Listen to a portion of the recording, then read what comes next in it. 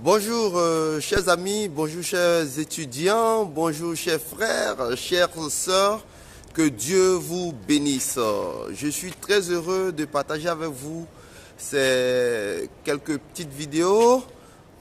Malheureusement, je n'ai pas pu être avec vous parce que je n'ai pas vraiment pu synchroniser correctement le programme. Je me suis trompé sur la date, j'ai pensé que c'était le 12. Mais Dieu fait toutes choses bonnes. Et comme l'apôtre Paul, lorsque il a été en prison, ça a été une occasion pour avoir des courriers, des lettres qui font aujourd'hui la moitié du Nouveau Testament. Je vais profiter de cette occasion-là pour vous faire cette petite vidéo. J'espère qu'elle va vous trouver en bonne santé et que ensemble on va partager. On va parler de la nouvelle naissance. Ce thème-là qui est important, c'est tellement important que je tiens absolument à en parler. Bon, pour des questions peut-être d'acoustique, je pense que je vais aller dans ma voiture. Là où je suis pas loin d'une plage. Et puis, voilà, vous pouvez voir les arbres ici. Ne suis pas à Abidjan, je suis quelque part au Ghana. Et donc, Dieu est grand, Dieu est bon. Et en fait, il faut que nous puissions marcher avec Dieu de façon vraie, de façon sincère, le connaître. Parce qu'on ne peut pas dire qu'on est leader, un leader selon Dieu en tout cas, on ne peut pas dire qu'on est leader si nous ne connaissons pas Jésus, si nous n'avons pas rencontré effectivement Dieu, si nous ne sommes pas nés de nouveau. Ce thème est tellement important, tellement capital qu'il y a quelqu'un, un homme de Dieu, un docteur de la loi, du nom de Nicodème, qui est venu un jour des nuits voir Jésus pour dire, mais qu'est-ce qu'il peut faire pour hériter du royaume de Dieu? Nous parlons du royaume de Dieu, nous parlons d'être leader selon Dieu. Mais qu'est-ce qu'il faut faire pour hériter? Ça ne sert à rien d'être un leader, d'être riche, d'avoir de l'aura, d'être un grand motivateur, d'avoir beaucoup de choses et de ne pas être avec Dieu. Cela ne sert à rien, absolument à rien. Voilà pourquoi nous allons ensemble insister sur l'importance de la nouvelle naissance. Ce que la nouvelle naissance n'est pas, d'abord dans un premier temps, et ce que c'est, très simplement, nous allons en parler. Je vais entrer dans la voiture et on va continuer. Voilà, bonjour, on continue, toujours. Comme je le disais donc, en fait, la nouvelle naissance est quelque chose de très important. La nouvelle naissance est importante parce que nous devons entrer dans le royaume de Dieu. Le royaume de Dieu commence sur cette terre et continue au ciel. Donc on parle du royaume de Dieu, royaume des cieux, c'est l'aboutissement final. Mais dans les différentes étapes, nous voyons de ce que nous aurions dû être, ce que nous sommes actuellement, ce que nous pouvons être, par la grâce de Dieu, et ce que nous serons, qui sera manifesté également par la grâce de Dieu. Et le royaume de Dieu va nous permettre de passer de cet état-là où nous sommes, c'est-à-dire manipulés par le diable, et entrer dans l'état où nous pouvons être, ce que Dieu a prévu pour nous. Le pharisien, donc un docteur du nom de Nicodème est venu et il a dit, il veut entrer dans le royaume de Dieu. Il veut entrer dans le royaume de Dieu. Il dit, comment faire pour hériter? Mais attends, toi tu es un docteur, tu enseignes la théologie, la parole de Dieu, tu es vraiment bien instruit dans la parole de Dieu. Comment est-ce que toi tu vas venir demander comment faire pour entrer dans le royaume des cieux? Et le Seigneur Jésus a donné quelque chose de très important. Si un homme ne naît de nouveau, il ne peut entrer dans le royaume des cieux. Ce n'est pas la magie, Dieu ne peut pas faire autrement, mais il faut forcément naître de nouveau. De la même façon que pour entrer sur la terre, on doit naître de façon physique. Pour entrer dans le royaume de Dieu, nous devons naître de façon spirituelle. Nous devons naître de nouveau. Et c'est important d'entrer également par la bonne porte. La bonne porte, c'est Jésus. La bonne porte, c'est Jésus. Jésus a dit que dans Jean 10, si vous n'entrez pas par la porte, alors vous n'êtes pas autorisé. Si vous n'entrez pas dans la porte, vous êtes comme le voleur. Le voleur n'entre pas par la porte. Mais Jésus, Dieu veut que nous puissions entrer par la porte. Qu'est-ce que la nouvelle naissance n'est pas? On va beaucoup insister sur cette partie-là parce qu'il y a tellement de fausses idées et nous allons insister sur cette partie. Ensuite, nous allons aller très rapidement sur ce que la nouvelle naissance est. Voilà. La première chose à savoir, c'est que la nouvelle naissance est importante et on ne naît pas de nouveau parce que on vient régulièrement à l'église. Voici une des grosses erreurs de nos siècles aujourd'hui. Le fait de venir à l'église fait que certaines personnes pensent qu'elles sont nées de nouveau. Certaines personnes pensent qu'elles sont habilitées à suivre Dieu parce qu'elles viennent régulièrement à l'église. Non, ce n'est pas cela. Ce n'est pas le fait de venir à l'église qui fait de nous des enfants de Dieu. Ça, il faut déjà dire, c'est pas parce que tu viens à l'église, tu as l'habitude d'aller à l'église, quelle que soit l'église, que ce soit une église évangélique, une église catholique, une église protestante, quelle qu'en soit, ce n'est pas le fait d'aller à l'église qui fait de toi un enfant de Dieu. Non, non, non, ce n'est pas le fait d'aller à l'église. Donc ça, c'est la première chose à savoir. Ensuite, ce n'est pas le fait d'être, j'allais dire, témoin de miracles. On voit dans Jean 6 que plusieurs personnes suivaient Jésus à cause des miracles. Donc ce n'est pas le fait d'être témoin de miracles qui fait de nous des enfants de Dieu. Ce n'est pas le fait d'être témoin. Parce que quand Jésus avait commencé à leur parler de la parole vraie, ils ont été surpris. Ils venaient à Jésus parce que Jésus faisait des miracles. Il multipliait le pain. Ah, c'est bon. On mange, on est content. Ah, on veut faire même de Jésus un roi. Et il guérit les malades, les gens qui ont des difficultés, qui ont des problèmes, trouvent résolution à leurs différents problèmes. Et les gens viennent à Jésus à cause de cela. Mais ce n'est pas le fait même de faire cela qui fait de nous des enfants de Dieu. Ce n'est également pas une raison suffisante. Ce n'est pas même pas possible d'être enfant de Dieu si on continue de vivre de cette façon-là. Voilà, je ne veux pas que ça bouge trop. Voilà, si également le fait d'être ami à un homme de Dieu, parce que ça arrive souvent des gens qui, parce qu'elles sont amies à un homme de Dieu, sont amis à un pasteur, à un prêtre, enfant de cœur, etc. Se disent, bon, comme j'ai fait cela, ou bien comme je suis dans ces conditions-là, alors je suis né de nouveau, alors je peux hériter du royaume des cieux. Mais non, ça encore, c'est une grosse erreur. C'est un mythe. Ce n'est pas le fait d'être ami d'un homme de Dieu qui va faire de toi un enfant de Dieu. C'est pas celui-là qui va faire de toi que tu es sauvé. Ce n'est pas également cela. Ce n'est pas le fait même de venir à Daniel École Leadership. Parce que je sais que beaucoup de personnes veulent essayer de se retrouver au niveau de leur ministère, au niveau de leur destinée. Qu'est-ce que Dieu veut faire dans ma vie? Quel est mon appel? Comment je peux avoir une certaine contribution? C'est ce qui a été l'une des raisons pour laquelle la plupart d'entre vous viennent ici. Et moi, je pense que c'est une très bonne raison. Mais ce n'est pas cela qui va faire de vous automatiquement un enfant de Dieu. Si vous avez choisi de venir à Daniel École Leadership pour effectivement retrouver votre ministère, retrouver ce que Dieu a prévu pour vous, vous avez frappé à la bonne porte. Parce que le départ, l'élément principal pour être un leader efficace, un leader selon Dieu, c'est avant tout, c'est d'abord, c'est rencontrer Jésus. C'est d'abord vivre la nouvelle naissance. C'est d'abord marcher avec Dieu, marcher et faire une rencontre personnelle avec le Seigneur Jésus-Christ. C'est cela. Ok.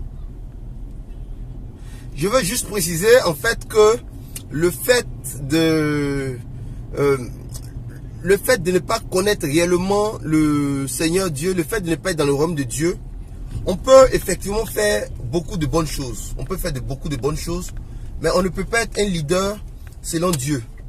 C'est pas possible d'être un leader selon Dieu lorsque on n'a pas... on ne peut pas être leader selon Dieu, on ne peut pas avoir l'efficacité du royaume si on n'a pas cette rencontre-là avec Dieu.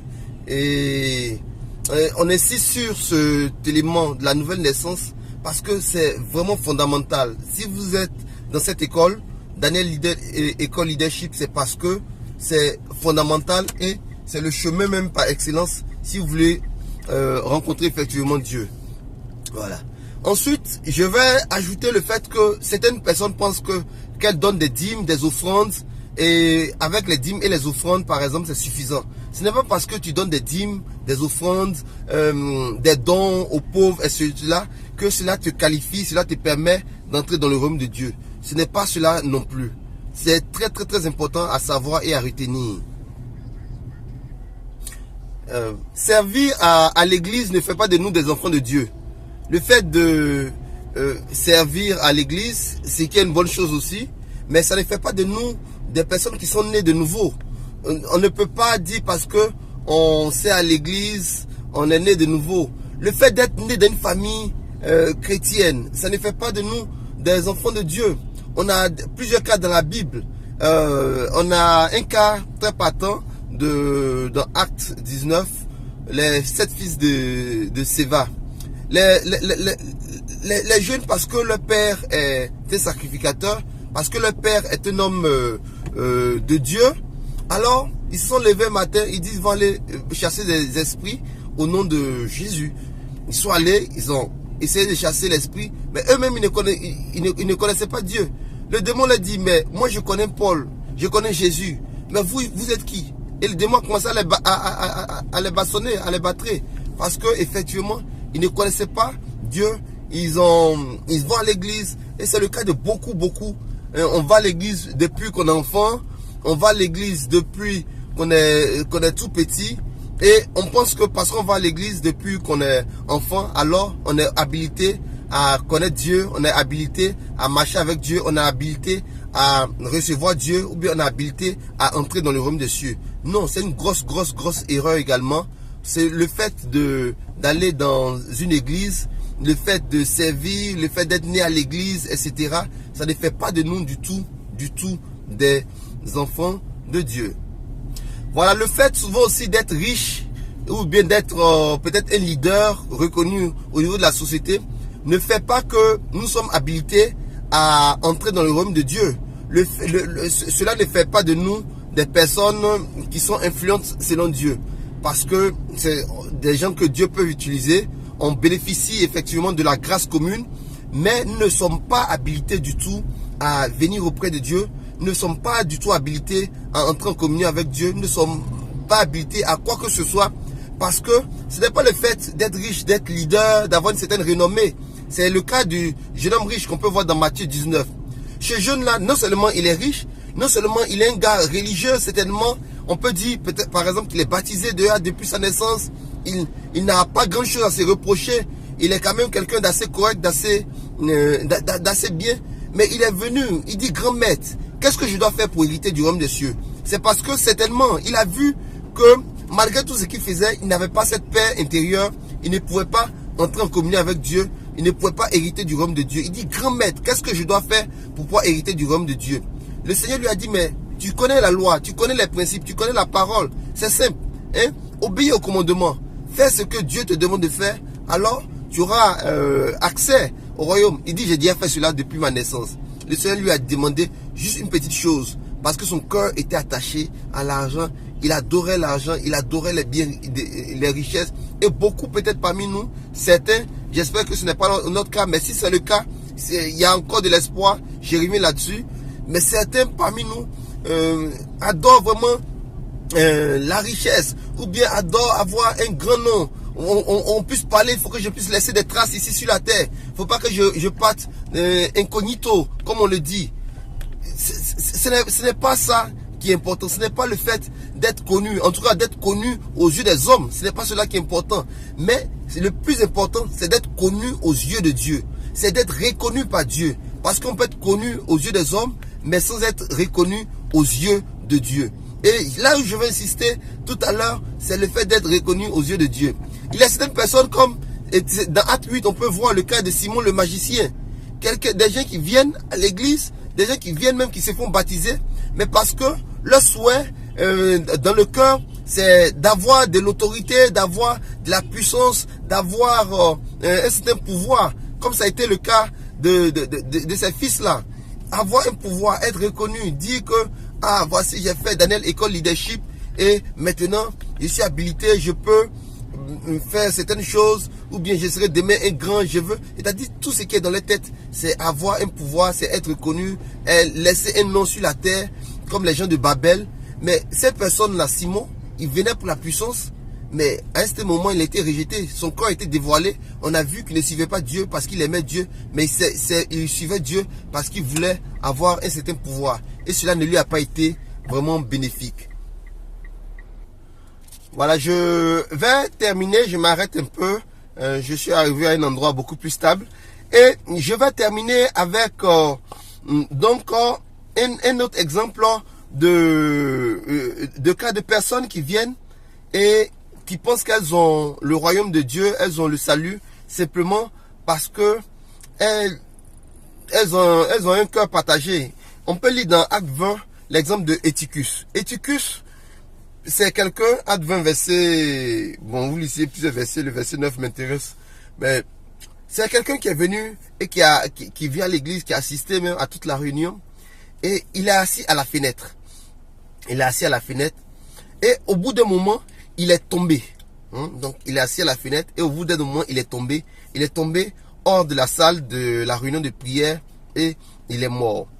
Voilà, en fait, ça c'est une belle image encore pour présenter certaines personnes qui, j'allais dire, sont un pied dedans, un pied dehors. C'est-à-dire, elles viennent à l'église, elles suivent un mouvement, elles sont un mouvement, ça peut être même pour celui qui n'est pas, peut-être qui ne va pas à l'église, ou bien qui est peut-être dans une autre communauté, ou bien qui n'est même pas du tout ligne chrétien, musulman, etc. Ce que je dis là, ça s'applique à toi. Ce que je dis, ça s'applique à toi parce que c'est important, quelle que soit la personne.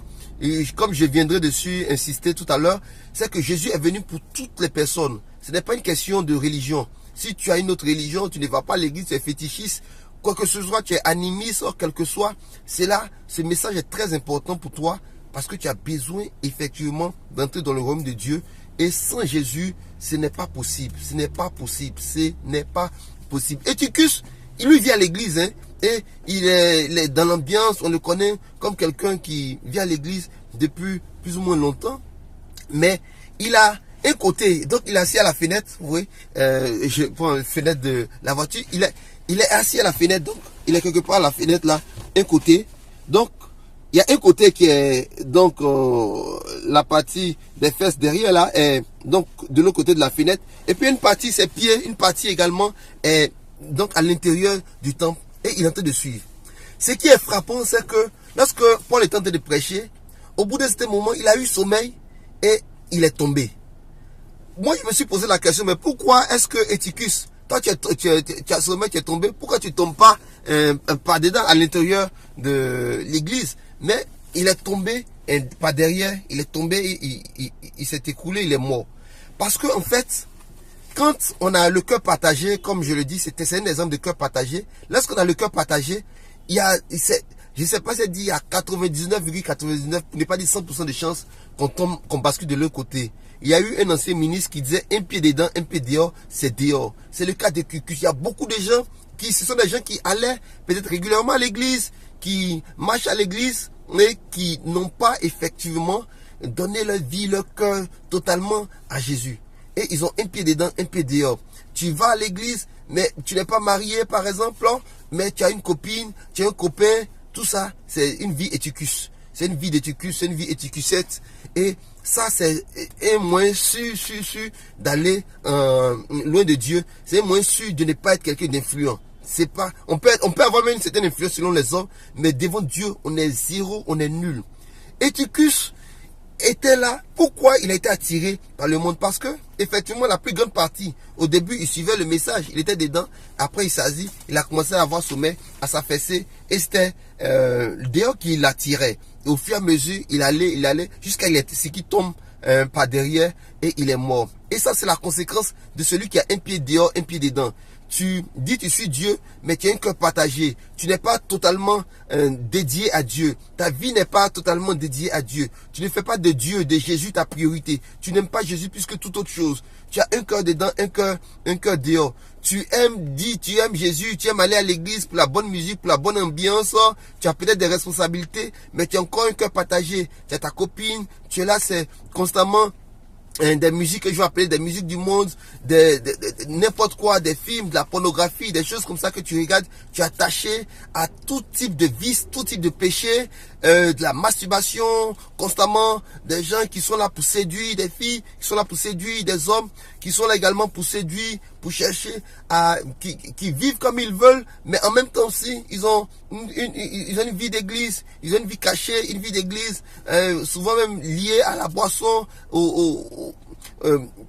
aux stupéfiants, etc., etc.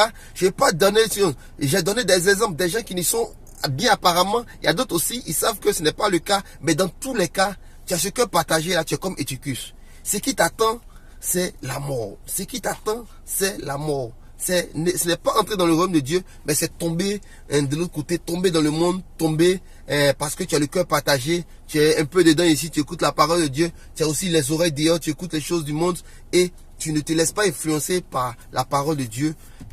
Ce qui t'attend, c'est vraiment, vraiment la mort. Mais je veux m'arrêter là avec ce qu'il ne faut pas faire, avec ce que n'est pas la nouvelle naissance pour espérer brièvement. Il y a un espoir, il y a une possibilité d'entrer dans le royaume de Dieu et c'est pour cela que Jésus est venu. Jésus est venu, il a dit, efforcez-vous d'entrer par la porte étroite. Efforcez-vous d'entrer par la porte étroite. Cette porte-là, c'est la porte que Jésus est venu donner lui-même et cette porte-là, c'est Jésus lui-même. Vous l'avez déjà vu certainement dans une des vidéos, bien dans un des passages, que l'évangile se résume à... L'évangile, c'est la bonne nouvelle, hein, c'est d'ailleurs la bonne nouvelle que je vous donne. Je ne suis pas venu donner une mauvaise nouvelle, mais une bonne nouvelle, de l'espoir. La bonne nouvelle, c'est que Jésus est mort. Jésus est venu sur la terre, Jésus qui est le Fils de Dieu, pour nous réconcilier avec Dieu. Jésus est venu sur la terre, mais il est mort. Ça, c'est quelque chose à comprendre, à recevoir, qu'il est mort. Il y a certaines religions qui vont dire que Jésus n'est pas mort, il était replacé. Non, ça c'est une erreur. Jésus a vécu comme nous, comme un homme. C'est le Fils de Dieu, donc Dieu lui-même qui est venu sur la terre, mais qui est venu comme un homme avec cette peau-là. Il est venu, il a vécu sur la terre et il est mort. Ça c'est très important. Première chose, Jésus est mort. Secondo, comme vous l'avez également vu, il était enseveli, qui est le signe qui donne le baptême, c'est-à-dire il allait au tombeau. Il y a plusieurs personnes, des femmes même qui allaient peut-être pour embaumer, mais elles n'ont pas trouvé son corps dans un premier temps. Mais il est resté dans le tombeau, il a été surveillé par des gardes pendant 2-3 jours. Et le troisième jour, qu'est-ce qu'il a fait? Il est ressuscité. Donc ces trois étapes-là sont très importantes à comprendre pour pouvoir bénéficier de la force, de la substance de la parole de Dieu. Pour pouvoir bénéficier de la transformation que Dieu va opérer, il faut recevoir, il faut accepter, il faut comprendre, il faut entrer en contact avec ces trois éléments de l'évangile. Ces trois éléments qui vont nous permettre d'entrer dans le royaume de Dieu. C'est d'abord de reconnaître Jésus comme notre Seigneur, comme notre Sauveur. Ce Jésus qui est quoi? Qui est mort. C'est Jésus qui a été enseveli. C'est Jésus qui est ressuscité le troisième jour. C'est ce qui va donner la force, l'efficacité, la puissance à notre vie. C'est ce qui va permettre à Dieu d'entrer effectivement dans notre vie.